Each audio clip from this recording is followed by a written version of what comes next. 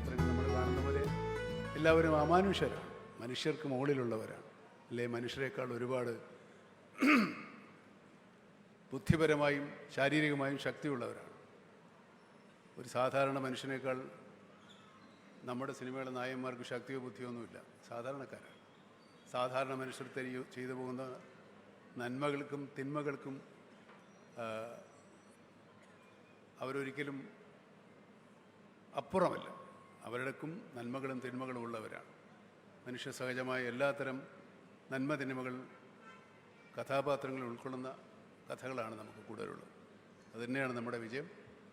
ഇപ്പോൾ എന്നെ സംബന്ധിച്ചിടത്തോളം ഞാൻ ഈ അടുത്ത കാലത്തായിട്ടെന്ന് നിങ്ങൾ പറയുന്ന, ഞാൻ അതിനു മുമ്പ് അങ്ങനെയൊക്കെ തന്നെ ആയിരുന്നു, പക്ഷേ ശ്രദ്ധിക്കപ്പെട്ടില്ല, പോട്ടെ, പറയുന്ന കഥാപാത്രങ്ങൾ എനിക്കെൻ്റെ ആഗ്രഹമുള്ള സിനിമകളാണ്. അങ്ങനെ ഓരോരുത്തരും അവർക്ക് ആഗ്രഹമുള്ള സിനിമകളാണ് എടുക്കുന്നത്. ആ ആഗ്രഹത്തിനോട് പ്രേക്ഷകർ ഒത്തുപോകുന്നു എന്നുള്ളതാണ് മലയാള സിനിമയുടെ ഏറ്റവും വലിയ വിജയം.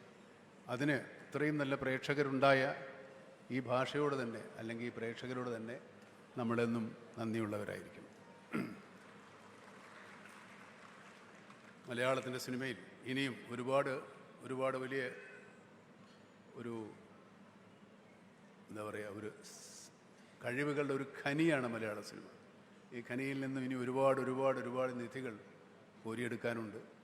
അങ്ങനെ കോരിയെടുക്കപ്പെടുന്ന നിധികൾ നല്ല സിനിമകളായി, നല്ല അഭിനയമായി, നല്ല സംഗീതമായി, നല്ല കഥയും കഥാപാത്രങ്ങളുമായി നിങ്ങളുടെ മുന്നിൽ വരട്ടെ എന്നാഗ്രഹിച്ചുകൊണ്ട്, അതിലൊരു ഭാഗമാകാൻ എനിക്കും സാധിക്കട്ടെ എന്ന് ആഗ്രഹിച്ചുകൊണ്ട്, ഈ പുരസ്കാരത്തിന് ഇതിനെന്നെ തിരഞ്ഞെടുത്ത ജൂറി അംഗങ്ങളോടും ഇതെനിക്ക് തന്ന കേരള ഗവൺമെൻറ്റിനോടും എനിക്കുള്ള അഗൈതവമായ നന്ദി രേഖപ്പെടുത്തിക്കൊണ്ട് ഞാൻ എൻ്റെ വാക്കുകൾ ഉപസംഹരിക്കുന്നു. നമസ്കാരം.